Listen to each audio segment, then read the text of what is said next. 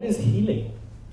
Okay, why do certain people, in fact, and you know, it's while we say it's all good for preventive medicine, it's not true. We reverse heart disease, you can cure asthma, you have reversal of many inflammatory disorders, including autoimmune diseases. There's published studies on all this. So I used to wonder what is happening biologically.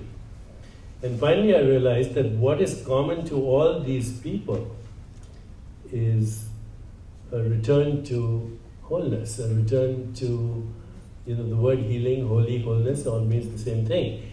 That they have biologically what we learn when we go to medical school. The first two lessons we learn in physiology. One is inflammation, the second is homeostasis. They're both for protecting us, right?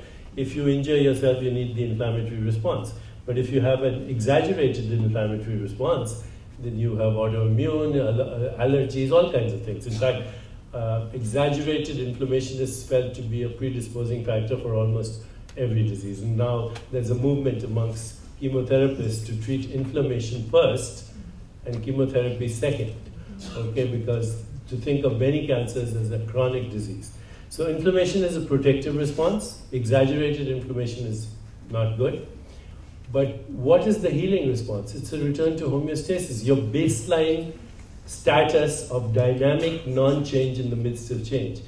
And it occurred to me that these people who are getting better, irrespective of what the treatment was, whether it's meditation or shamanism, or even massage, or deep hypnosis, or biofeedback, or what I now like to call bioregulation, because we have all these devices that can monitor that, they were going to a baseline state of homeostasis, okay, which is the healing response. So, you know, when we go to medical school, because we're so oriented to specialization, say this is a gastroenterologist, cardiologist, but the fundamental state of our being, not feeling, not thinking, not doing, but being, at the level of being. We are human beings, we are not human thinkings.